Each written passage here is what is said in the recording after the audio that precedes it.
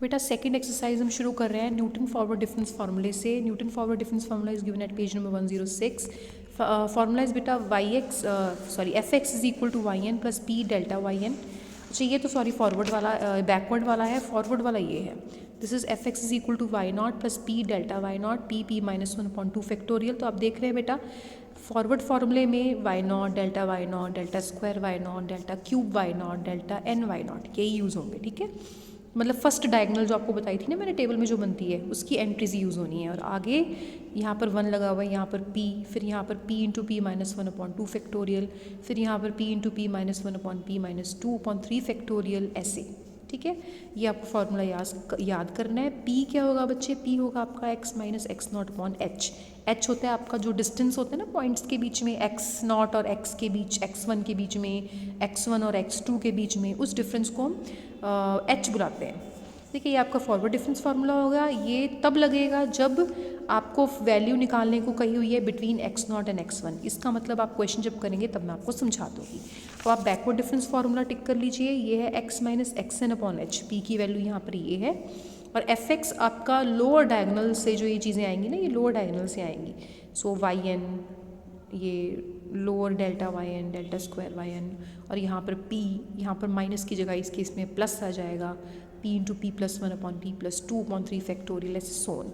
तो अगर आपको फॉरवर्ड का फॉर्मूला याद हो गया तो बैकवर्ड का आसान है याद करना, बिकॉज अपवर्ड की जगह यहाँ पर बैकवर्ड, फॉरवर्ड डिफरेंस की जगह यहाँ बैकवर्ड डिफरेंस यूज़ होगा, लोअर डायगोनल यूज़ होगी, वहाँ पर अपर डायगोनल यूज़ हो रही थी, वहाँ पर p इंटू पी माइनस जहाँ पर आ रहा था तो यहाँ पर प्लस है।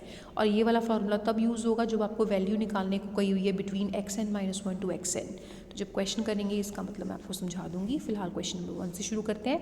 हमें फिट करनी है, fit polynomial of degree 3 which takes the following values. मतलब इन डाटा को यूज़ करके आपको एक पॉलिनोमियल निकालनी है जो इन वैल्यूज़ को सेटिस्फाई करे basically.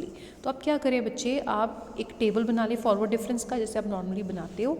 X not, x1, x2, x3, x not 3 आ गया, इनके बीच में 1 1 का डिफरेंस है, मतलब h इज़ इक्वल टू 1 बन गया। y नॉट 6 है आपका, ठीक है, y not is equal to 6 है आपका, 3 नहीं है, इट इज़ 6, ये ठीक कर लीजिए, ठीक है। डेल्टा वाई नॉट आपका 18 हो गया, डेल्टा स्क्वायर वाई नॉट आपका हो गया 18 and delta cube Y not हो गया आपका 6। ये करेक्शंस कर लो। p की वैल्यू निकल जाएगी x minus x not upon H.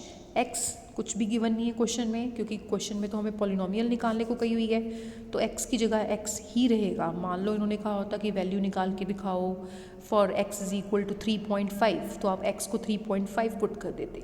यहाँ पर हम कुछ भी नहीं पुट करेंगे, x नॉट को 3 ले लेंगे, h को 1 ले लेंगे, x माइनस 3 आ गया।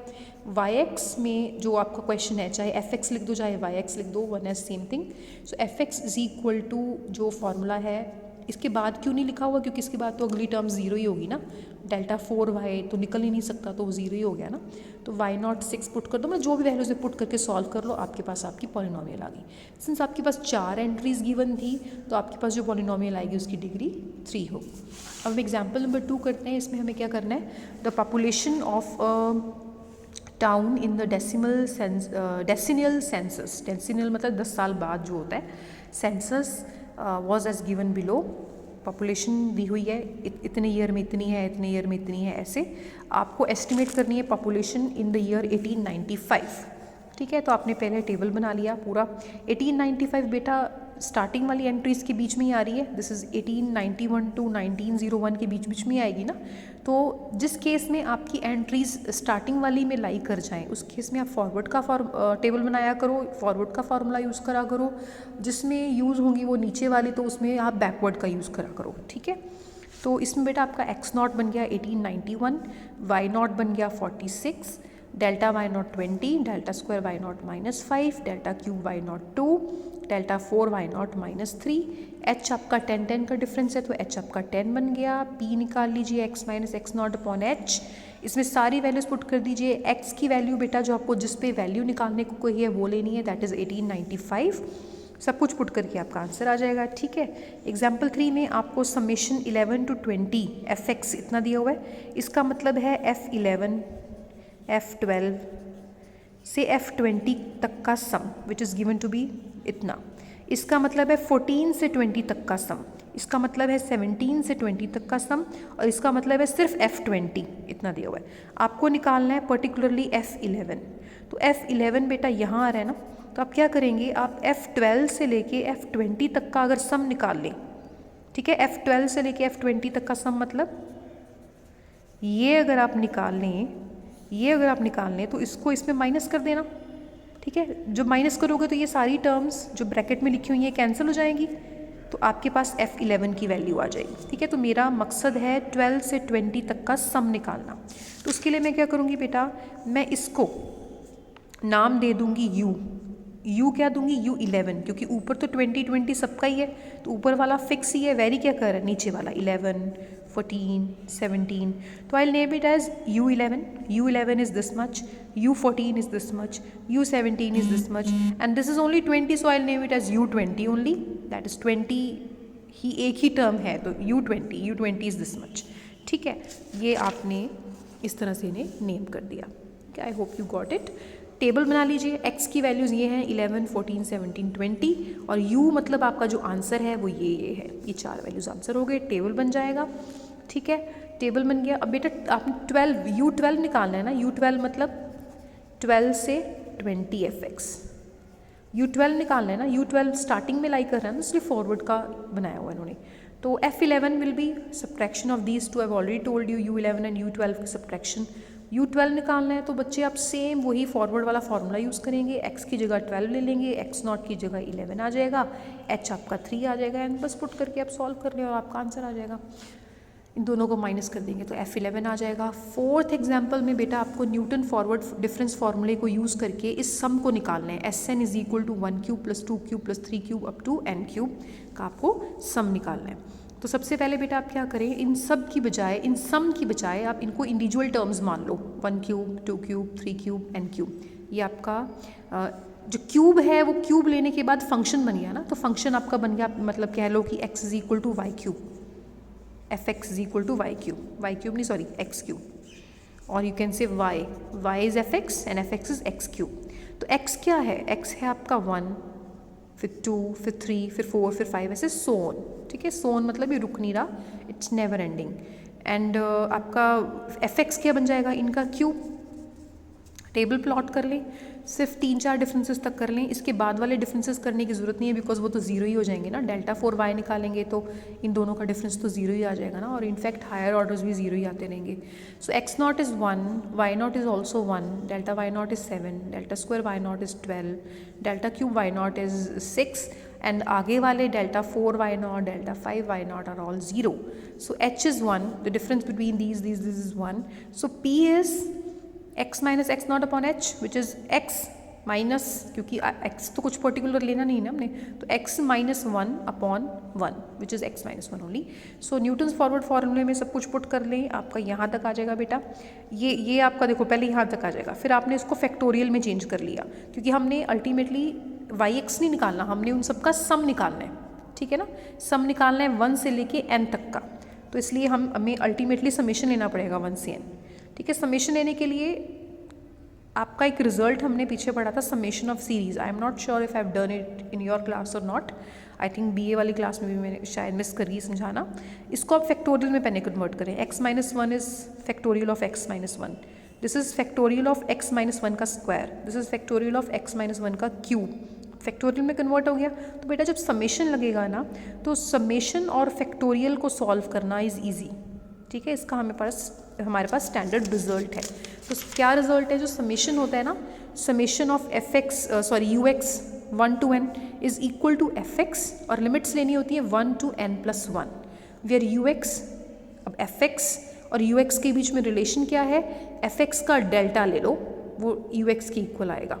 अब बेटा आपको दिया क्या हुआ है, अब आपको ux दिया हुआ है ना, आपको fx चाहिए ना, क्योंकि आपको ये जो चीज़ें दी हुई हैं इन सब का समेशन अलग अलग करके लोगे ना, ये समेशन ऑफ 1 बन जाएगा, फिर ये समेशन ऑफ दिस मच बनेगा, समेशन ऑफ दिस मच बनेगा, तो ये आपका ux है, तो आपको fx चाहिए। fx निकालने के लिए आप क्या करेंगे, या फिर आप ये रिलेशन को फॉलो करेंगे, इसका मतलब है कि आप डेल्टा को इधर ले जाएं, तो fx is equal to delta inverse of ux, ठीक है। ux का डेल्टा इन्वर्स, मैंने बोला था ना delta is analogous to differentiation, तो डेल्टा इन्वर्स किसके एनालॉगस होगा, इंटीग्रेशन के, मतलब ux की इंटीग्रेशन कर दो। तो बेटा जब आप इसकी इंटीग्रेशन करोगे 1 की इंटीग्रेशन करी तो x आता है ना नॉर्मली, बट हम फैक्टोरियल में है ना, तो हमारे पास आ जाएगा x फैक्टोरियल।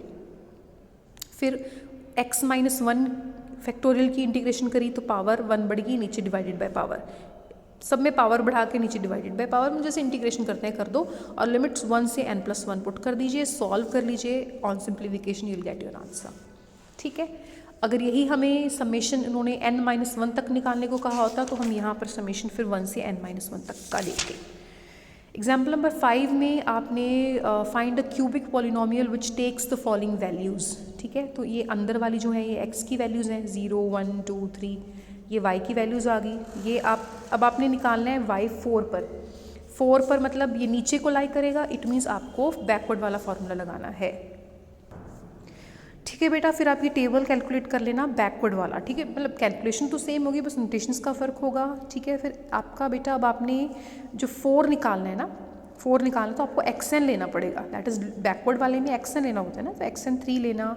फिर आपका जो है क्या कहते हैं yn वो 10 बन जाएगा, डेल्टा yn 9 बन जाएगा, डेल्टा स्क्वायर yn 8 बनेगा, डेल्टा क्यूब yn 6 बनेगा। h है डिफरेंस जो कि 1 है। सारी वैल्यूज़ पुट करके सॉल्व कर लेना, आपके पास आपकी रिक्वायर्ड पहली पॉलिनोमियल आ जाएगी। फिर उसमें x को 4 पुट कर देंगे, और आप शुरू में ही x को 4 लेके चलेंगे तो भी हो जाएगा। इन्होंने क्या किया, पहले p को नॉर्मली x को x ही रहने दिया, सॉल्व किया, पॉलिनोमियल आ गई। Then after that they have अच्छा नहीं, इन्होंने क्वेश्चन में कहा था कि क्यूबिक पॉलिनोमियल पहले निकालिए। अगर उन्होंने डायरेक्ट कहा होता y4 निकालिए तो आपको x को 4 स्टार्टिंग में ले लेते, कोई प्रॉब्लम नहीं होती। बट सिंस यहाँ पर इन्होंने कहा है कि पहले क्यूबिक पॉलिनोमियल निकालिए और हैंस y4 निकालिए, तो मतलब पहले आपको क्यूबिक निकाल के फिर ही y4 निकालना है। ठीक है, फिर नेक्स्ट एग्जाम्पल नंबर 6 में आपको नंबर ऑफ़ स्टूडेंट्स एस्टिमेट करने हैं जिनके मार्क्स 75 to 80 के बीच में आए हैं। आपको गिवन है 35 to 45, 45 to 55, 55 to 65 and so on. ठीक है, तो हम पहले क्यूमुलेटिव फ्रीक्वेंसी टेबल बनाएंगे, हमने 10th क्लास में पढ़ा हुआ है पहले, लेकिन फिर भी मैं आपको एक बार बता देती हूँ।